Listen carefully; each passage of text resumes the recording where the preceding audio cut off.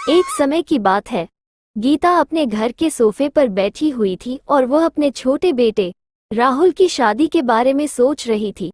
गीता के परिवार में गीता के दो बेटे, बड़ा बेटा जिसका नाम महेश था, वह भी बाहर काम करता था, और महेश की पत्नी जिसका नाम सुगना था, वह भी अपनी सासू माँ के साथ ही घर में ही रहती थी। सुगना की सासू माँ बड़ी कंजूस थी। वो हर चीज में पैसों की बचत देखती थी। वह खाने से लेकर नहाने तक बस बचत ही बचत देखती थी। एक दिन गीता बाहर सोफे पर बैठी हुई थी, तभी वहां पर बड़े बेटे की पत्नी सुगना आ जाती है।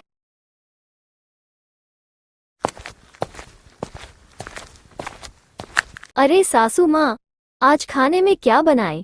घर पर तो कुछ सब्जी भी नहीं है, पूरा फ्रिज खाली पड़ा है। आप मुझे पैसे दे दीजिए ताकि मैं बाजार से सब्जी ला सकूं। अरे बहू, तुम पागल हो गई क्या? हम घर पर दो ही जने हैं, तो सब्जी बनाने की क्या जरूरत है?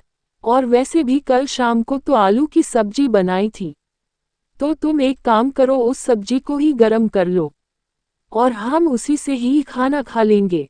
अरे सासू माँ, रात की सब्जी से हम खाना कैसे खाएंगे? मैं एक काम करती हूँ, साथ में थोड़ी दाल भी बना लेती हूँ ताकि हम अच्छे से खाना खा सके। अरे बहू, तुम्हें समझ में नहीं आता क्या? मैंने कह दिया ना, रात की सब्जी को ही गरम कर लो। फिर इतनी बात सुनकर सुगना किचन में काम करने के लिए चली जाती है। गीता सोफे पर बैठी हुई थी, तभी गीता को फोन आता है। अरे माँ, मैं राहुल बोल रहा हूँ। मैं कब से तुम्हें फोन लगाने की कोशिश कर रहा था, लेकिन तुम्हारा फोन लग ही नहीं रहा था। मैं ये कह रहा था कि मैंने एक लड़की पसंद कर ली है, तुम हैदराबाद आकर देख लो, फिर हम सब लोग गांव में आ जाएंगे और बड़ी धूमधाम के साथ शादी करेंगे। तुम एक बार आ जाओ और अपनी होने वाली बहू को देख लो। अरे वाह बेटा, ये तो तुमने बहुत अच्छी खुशखबरी सुनाई है। मुझे तो बस तुम्हारी ही चिंता सता रही थी। हम जल्द से जल्द हैदराबाद आ रहे हैं अपनी बहू को देखने के लिए। ठीक है माँ, जल्दी से आ जाओ, मैं तुम्हारा इंतजार कर रहा हूँ। और हाँ, आते ही मुझे फोन कर देना। अरे बड़ी बहू, जल्दी आओ, मुझे तुम्हें कुछ खुशखबरी बतानी है। जल्दी आओ जल्दी।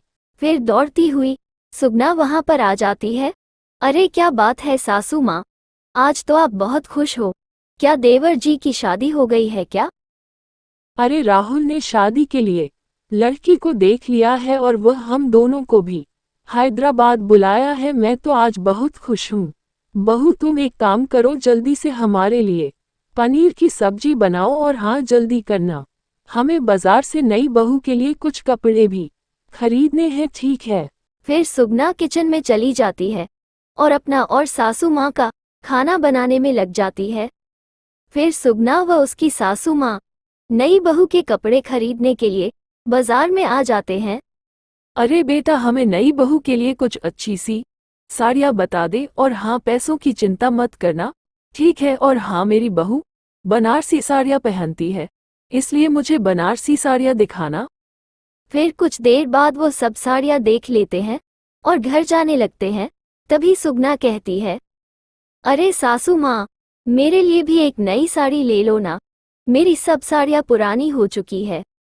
अरे तुम्हें पता है कि कितने पैसे खर्च हो रहे हैं?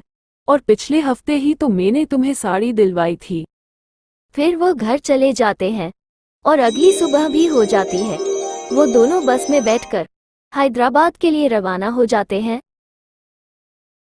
अरे सासू माँ, मुझे बड़ी जोरों से भूख लगी है और यहाँ पर प्याज की कचौरी बहुत अच्छी मिलती है, मुझे एक दिला दीजिए ना।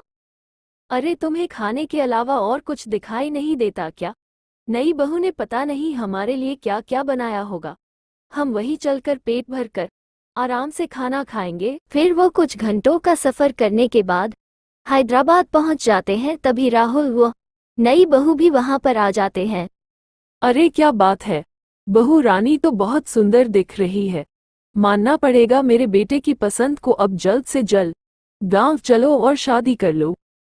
फिर वो सभी बस के अंदर बैठ जाते हैं और गांव के लिए रवाना हो जाते हैं।